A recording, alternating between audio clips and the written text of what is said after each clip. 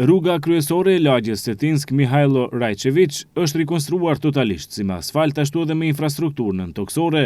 Banorët e kësaj zone thonë se rruga ka qenë në gjendje jo të mirë për shumë vite dhe se rikonstruimi është dashur të bëhet më herët. Megjithatë, ata thanë se e kanë mirëpritur realizimin e këtij projekti. Nuk ka qenë e prishit, po ka qenë cevat qesmes të unave kanë rreth, janë plas, janë prish. Edhe zunë prishet këtë, plas që gjë për ti, plas këtu edhe ashtu erdhë kohat dreshet. Kishte për të bëhë me zbuk, ishte bëhë. Ne murëm një iniciativë, murëm vetë. Lagja e murë vetë, mirë po, në duhet për kraje, komunës edhe u bëhë, ajo që duhet bëhë. A konë të coptu më asfalti, janë konë, ato gipat janë konë të vjetër, e kështu që me ndërtimin e kësaj rrugë mira, bo. Na imi të knash në lagja, këto të mira, bo. Ujë mirë, rruga e mirë, inshallah suksesi komunës edhe këtë, këto që kanë morë këtë iniciativë, suksesi në vitet e ardhshme.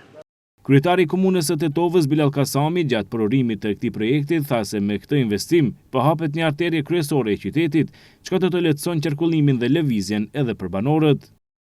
Sot kemi kënaqësinë që në lagjen kryesore qendrore të qytetit këtu në Cetinsk të promovojmë edhe një investim të rëndësishëm infrastrukturor për qytetin tonë. Bëhet fjalë për rrugën kryesore Mihajlo Rajčević, e cila ka qenë arterja kryesore jo vetëm e kësaj lagje, po e kësaj pjese të qytetit, dhe tani më me rikonstruimin e plot të saj, duke nisur nga infrastruktura nëntoksore, rrjeti i sjellësit, kanalizimi atmosferik dhe asfaltimi i kësaj rruge, përfundimisht pra edhe kjo pjesë e qytetit ka marrë një pamje moderne.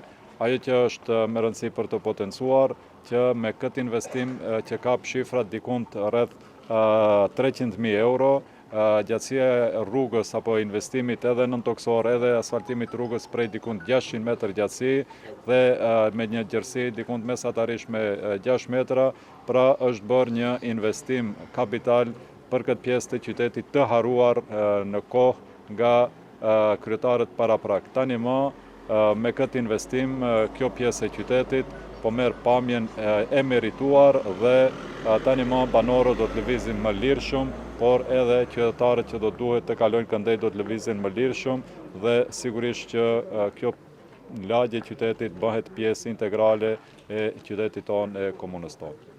Ky projekt ka kushtuar rreth 300.000 euro dhe janë shtruar diku 600 metër rrugë me gjerësi prej 6 metër, që jep totalin e 3.600 metër katror asfalt.